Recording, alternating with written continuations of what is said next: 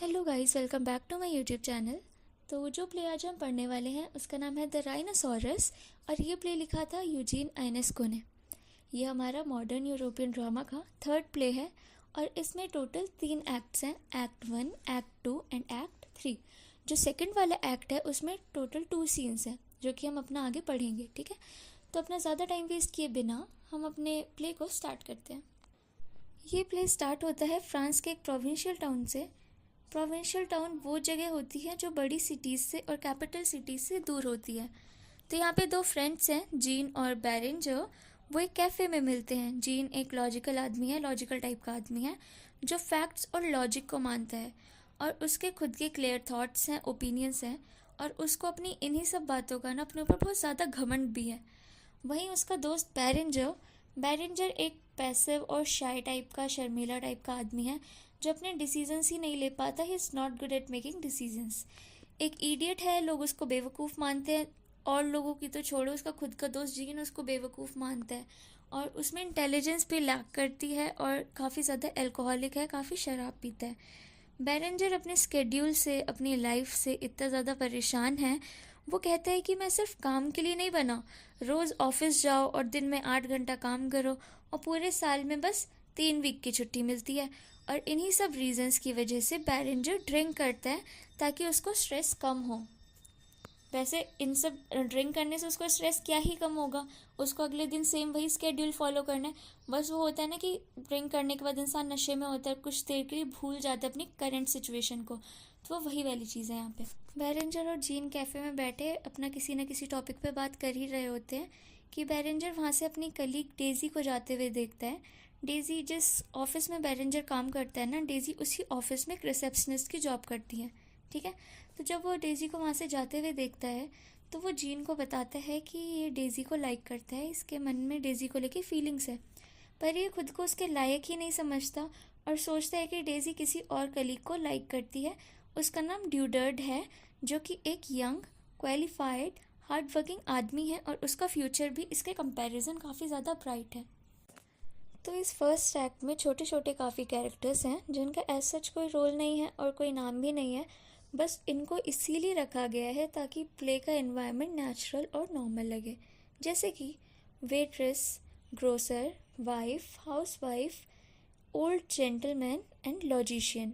ठीक है, जीन और बैरेंजर बात कर ही रहे होते हैं कि एक राइनोसोरस स्ट्रीट पे अचानक जाता हुआ दिखता है और उसको देखकर, उसकी आवाज़ सुन के सब बहुत शॉक हो जाते हैं कि अचानक ये कहाँ से आ गया, जू से भाग के आया है, कहाँ से आया है, ये ऐसे पब्लिक प्लेस पे, ऐसे रोड पे क्या कर रहा है।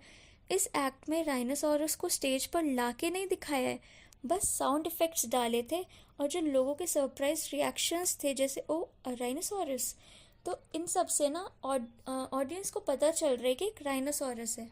ठीक है, जीन राइनोसोरस को देख के बिल्कुल शॉक हो जाता है पर बैरेंजर को फ़र्क ही नहीं पड़ता। थोड़ी देर बाद फिर राइनोसोरस आता है और वो जो हाउसवाइफ थी ना, जो भी मैंने बताया था जिनका छोटे छोटे से कैरेक्टर्स हैं, तो उसमें एक हाउसवाइफ भी थी, तो उसके पास ने कैट भी थी जिसको वो राइनोसोरस मार देता है। अब ये जो दूसरी बार राइनोसोरस आता है उसकी वजह से जीन और बैरेंजर में लड़ाई हो जाती है। अब उनकी लड़ाई किस बात पर होती है? उनकी लड़ाई इस बात पर होती है क्या ये वही वाला राइनोसोरस है जो पहले आया था या फिर ये दूसरा वाला राइनोसोरस है। ठीक है, फिर उसके बाद इसकी स्पेशीज़ को लेके होने लगता है कि एशियाटिक है या फिर अफ्रीकन है। तो इन्हीं सब चीज़ों को लेके इन दोनों में आर्ग्यूमेंट होने लगती है और हमारा जो फर्स्ट एक्ट है वो यहीं पे ख़त्म हो जाता है। अब हमारा सेकंड एक्ट, इसका जो सीन 1 है ये ऑफिस में सेट किया गया है। ये ऑफिस लॉ बुक्स पब्लिश करता है और ये ऑफिस किसका है? ये ऑफिस वही है जो बैरेंजर जहाँ पे काम करता है, जहाँ पे डेजी काम करती है। ठीक है, और इस डिपार्टमेंट का हेड है मिस्टर पेपलॉन, जिसने एक डार्क ब्लू कलर का सूट पहना है और एक ब्लैक टाई पहनी है। ड्यूडर्ड नाम का एक एम्प्लॉय है इस ऑफिस में। ये 35 ईयर्स का है और ग्रे सूट पहन रखा है। और एक यंग एम्प्लॉय है जिसका फ्यूचर काफ़ी ज़्यादा ब्राइट है, जिसको लेके बैरेंजर हमारा जेलस हो रहा था पीछे कि उसको ऐसा लगता है ना कि डेजी इसको लाइक करती है क्योंकि ये यंग है, ये काफ़ी हार्ड वर्किंग है, इसका फ्यूचर भी काफ़ी ब्राइट है, तो इसको ये लगता है कि डेजी इसको लाइक करती है। अब हमारा अगला कैरेक्टर है बोटार्ड, जो इसी ऑफिस में दूसरा एम्प्लॉय है। ये एक टीचर भी है जिसको काफ़ी सारी नॉलेज है, काफ़ी फील्ड्स का उसको पता है। तो एक्ट स्टार्ट होता है बोटार्ड से, जो मानने से ही मना कर रहा है कि कैट को राइनोसोरस ने मारा ही नहीं है। वो मानना ही नहीं चाहता कि रोड पे कोई राइनोसोरस आया था।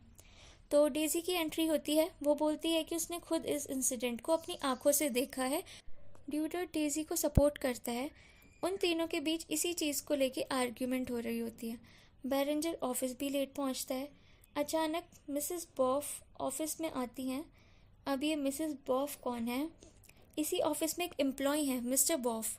उसकी वाइफ है मिसेस बॉफ। मिसेस बॉफ बहुत ज़्यादा हाफ रही होती हैं, डरी डरी सी होती हैं, क्योंकि एक राइनोसोरस उनको उनके घर से पीछा करते हुए यहाँ तक आ गया है। तो वो यहाँ इसीलिए आई हैं, ये इन्फॉर्म करने आई हैं कि इनका जो हस्बैंड है मिस्टर बॉफ, जो आउट ऑफ टाउन है, उसने टेलीग्राम किया है कि उसकी तबीयत ठीक नहीं है, इसीलिए वो काम पर नहीं आ पाएगा। नीचे से राइनोसोरस की आवाज़ आती है, जो गोल गोल घूम रहा है और सीढ़ियों पर चढ़ने की कोशिश कर रहा है। और इसी वजह से सारे फर्स्ट फ्लोर पर ही फंसे पड़े रहते हैं, क्योंकि जहाँ से वो नीचे आ सकते हैं वहाँ पे तो राइनोसोरस है जो ऊपर रहने की कोशिश कर रहे हैं। सब नीचे की तरफ झांकते हैं कि क्या हो रहा है आखिर नीचे। तब मिसेस बॉफ बोलती हैं कि ये मेरा हस्बैंड है जो राइनोसोरस में ट्रांसफॉर्म हो गया है। मिसेस बॉफ बेहोश हो जाती हैं। बैरेंजर उनको होश में लाने की कोशिश करते। मिसेस बॉफ बोलती हैं वो अपने हस्बैंड को ऐसे नहीं छोड़ेंगी और शाफ्ट से कूद जाती हैं और खुद राइनोसोरस में ट्रांसफॉर्म हो जाती हैं। अब हमारा एक्ट 2 का सीन 2 है। तो बैरेंजर को डिस्टर्ब्ड सा और काफ़ी ज़्यादा गिल्टी सा फील हो रहा था, क्योंकि उस दिन जो कैफ़े में इसकी जीन से जो आर्ग्यूमेंट और लड़ाई हुई थी उस वजह से। तो ये डिसाइड करता है कि जीन के घर जाएगा और उसको अपनी गलती की माफ़ी मांगेगा उससे, ठीक है। बैरेंजर जीन के घर का डोर नॉक करता है तो वहीं पास में एक बूढ़े से आदमी का घर होता है। वो अपना दरवाज़ा खोलता है। उस बूढ़े से आदमी का नाम भी जीन ही है। और वो बैरेंजर को बोलता है कि लास्ट नाइट यानी पिछली रात जीन का मूड ना काफ़ी ज़्यादा ऑफ था। जीन यहाँ पे बैरेंजर के दोस्त की बात हो रही है, यानी जो बैरेंजर का दोस्त जीन है उसका मूड कल रात बहुत ज़्यादा ऑफ था। ये बात ये बूढ़ा आदमी इसको बता रहा है। तभी उस बूढ़े से आदमी की वाइफ आती है और बोलती है कि स्ट्रेंजर से गप्पे मत मारो और अंदर चले जाओ। तो वो अंदर चला जाता है।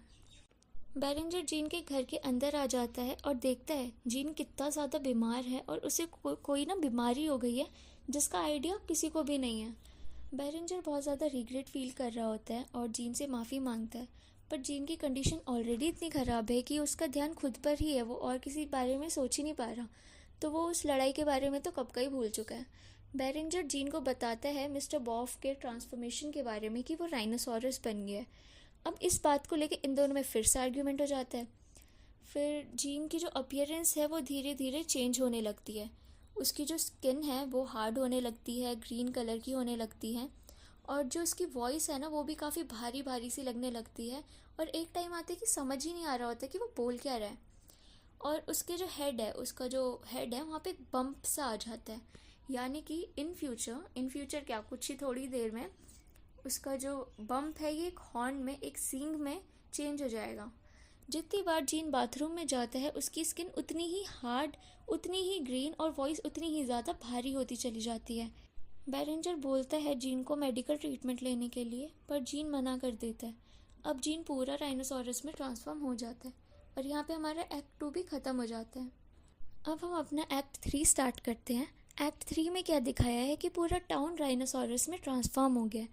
हर जगह, हर दुकान पर, हर गली में, हर फायर स्टेशन पे, हर रेडियो स्टेशन पे सिर्फ राइनोसोरस ही हैं। ह्यूमंस कहीं दिख ही नहीं रहे। गली में भी राइनोसोरस ही चल रहे हैं, उन्हीं की आवाज़ आ रही है। बैरेंजर ने डर के मारे खुद को अपने अपार्टमेंट में लॉक कर लिया है। बैरेंजर को कोल्ड भी हो रखा है और इसको ये डर है कि इसको भी तो इन्फेक्शन नहीं हो गया और ये भी तो कहीं राइनोसोरस में चेंज नहीं होने वाला। ड्यूडर्ड आता है बैरेंजर से मिलने और उसको अश्योर करता है कि वो इन्फेक्टेड नहीं है और मिस्टर पेपलॉन भी एक राइनोसोरस में ट्रांसफॉर्म हो गए हैं, वो भी ड्यूडर्ड बताता है बैरेंजर को। डेजी आती है बैरेंजर को देखने और उसको बताती है कि बोटार्ड भी राइनोसोरस बन गया है। उसके as a human last words थे, one must move with the times. इंसान को टाइम के साथ बदल जाना चाहिए, टाइम के साथ चलना चाहिए, ठीक है। तो ड्यूडर्ड जो है वो काफ़ी ज़्यादा डिस्टर्ब्ड सा फील करता है, काफ़ी जेलस सा फील करता है, क्योंकि डेजी बैरेंजर को प्रेफरेंस दे रही होती है। इसीलिए ड्यूडर्ड भी राइनोसोरस फैमिली को ज्वाइन कर लेता है।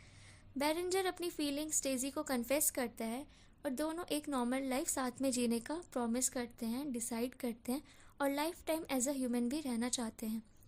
पर उनके बीच कॉन्फ्लिक्ट्स होने लगते हैं, धीरे धीरे करके काफ़ी सारे कॉन्फ्लिक्ट्स हो जाते हैं इनके बीच में। और डेजी कहती है कि शायद हम ही एबनॉर्मल हैं और जो रियल लोग हैं वो ऑलरेडी राइनोसोरस में ट्रांसफॉर्म हो गए हैं। अब डेजी ने भी राइनोसोरस फैमिली को ज्वाइन कर लिया है और खुद राइनोसोरस बन गई। एंड में बेरेंजर अकेला बच जाता है, अपने आप को ब्लेम गेम में डाल लेता है, हर चीज़ के लिए खुद को ब्लेम करता है, इसको अपनी एग्जिस्टेंस पर ही डाउट होने लगता है, वो खुद पे बहुत ज़्यादा डाउट करने लगता है और ये अपने आप को ह्यूमन मॉन्स्टर कहने लगता है। क्योंकि अब देखो पूरे टाउन में ना सिर्फ राइनोसोरस ही हैं, वही आवाज़, वही सेम अपीयरेंस सबकी, वही लैंग्वेज, और ये सबसे अलग दिख रहा है, इसकी अपीयरेंस अलग है, इसकी लैंग्वेज अलग है क्योंकि ऑब्वियसली ये ह्यूमन है, तो ये सबसे अलग दिख रहा है, सबसे अलग है, इसीलिए ये अपने आप को ह्यूमन मॉन्स्टर बोल रहा है। जैसे कि अगर हम अपने टाउन की बात करें, यहाँ पे सारे ह्यूमंस हैं, ठीक है, एक अलग सा क्रिएचर आ जाए तो हम उसको मॉन्स्टर बोलेंगे ना, क्योंकि हम सबसे अलग है, दिख भी अलग रहा है, उसकी कद काठ ही अलग है, उसकी आवाज़ अलग है, तो हम उसको मॉन्स्टर बोलते हैं। वैसे वो अपने आप को यहाँ पे ह्यूमन मॉन्स्टर कहने लगता है, ठीक है। बेरेंजर डिसाइड कर लेता है कि वो ऐसे हार नहीं मानेगा और राइनोस से लड़ेगा, तो वो भेड़ चाल फॉलो नहीं करना चाहता जो सबने फॉलो की और राइनोस बन गए।